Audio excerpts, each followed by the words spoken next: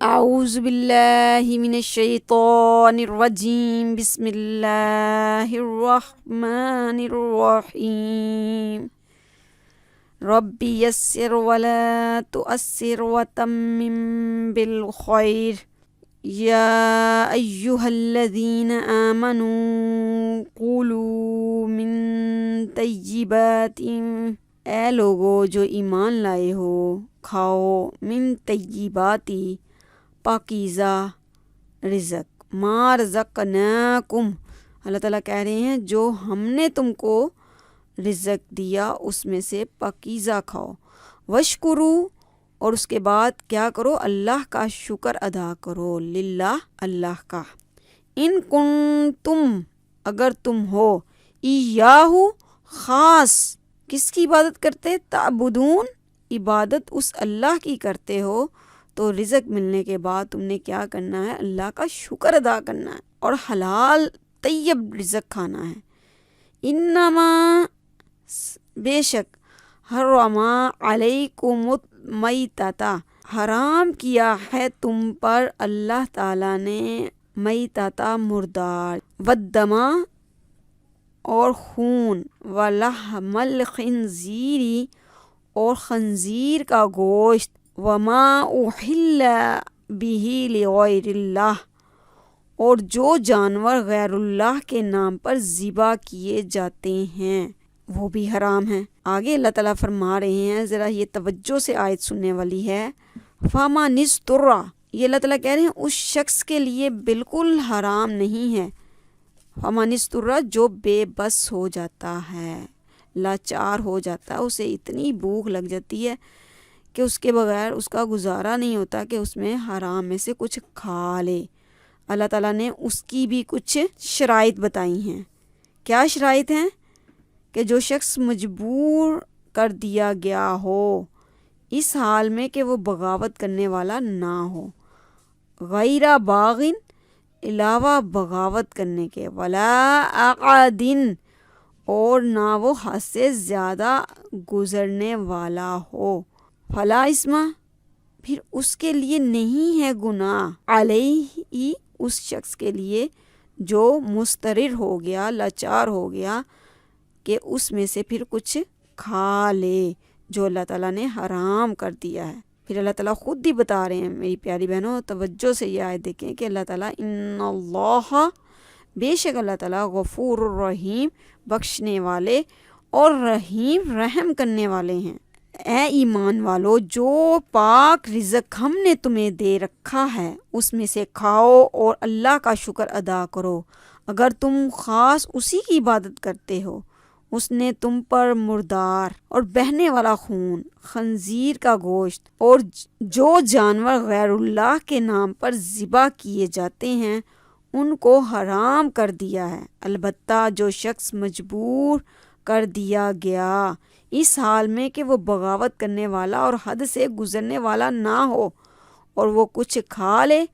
تو اس پر کوئی گناہ نہ ہوگا، بے شک اللہ تعالیٰ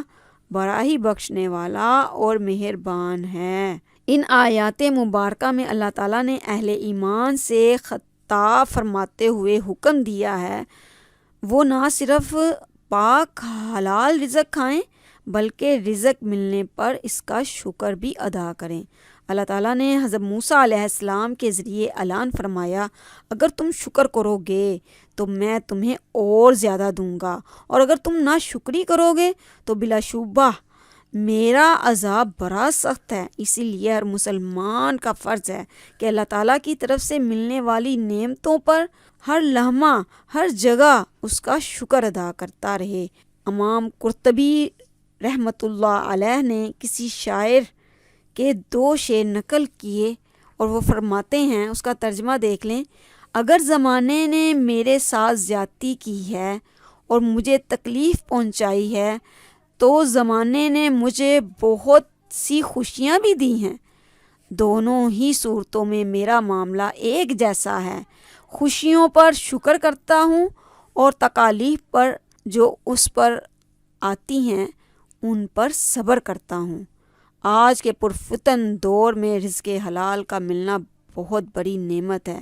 لہٰذا اس کے حصول کے لیے کوشاں رہنے ہی میں برکت و عافیت ہے۔ پیارے نبی صلی اللہ علیہ وآلہ وسلم سے حدیث ہے، قسم ہے اس ذات کی جس کے قبضے میں محمد صلی اللہ علیہ وآلہ وسلم کی جان ہے،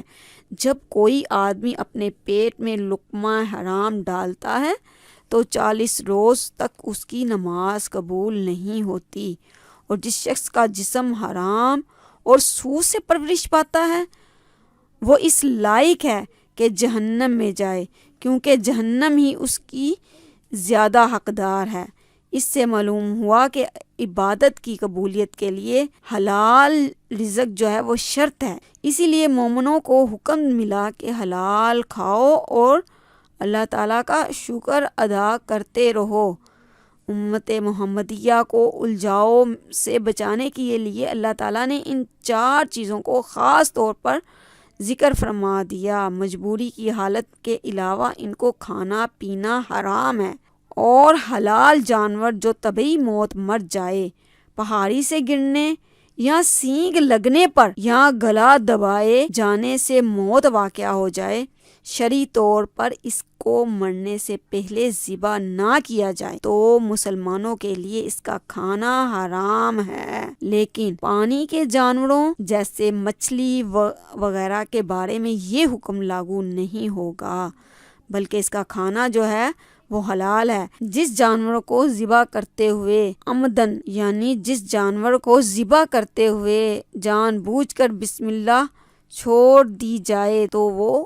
بھی حلال نہ ہوگا۔ اہل عرب میں وحشیانہ عادت تھی کہ جانوروں کا خون پیا کرتے تھے۔ اللہ تعالیٰ نے امت محمدیہ کے لیے اس عادت کو حرام کر دیا، جبکہ تلی اور کلیجی کا کھانا حلال ہے۔ اہل مغرب غیر مسلموں کے نزدیک سور کا گوشت مرغوب غذا ہے۔ اللہ تعالیٰ نے اہل ایمان کے لیے اس کا کھانا بھی حرام کر دیا، اگرچہ اس کو شرعی طور پر بسم اللہ کہہ کر بھی ذبح کیا گیا ہو، اس کی چربی بھی اس کے گوشت کے زمرے میں آتی ہے، لہٰذا اس کا استعمال بھی حرام ہے۔ یعنی سور چاہے بسم اللہ پڑھ کے بھی ذبح کیا جائے وہ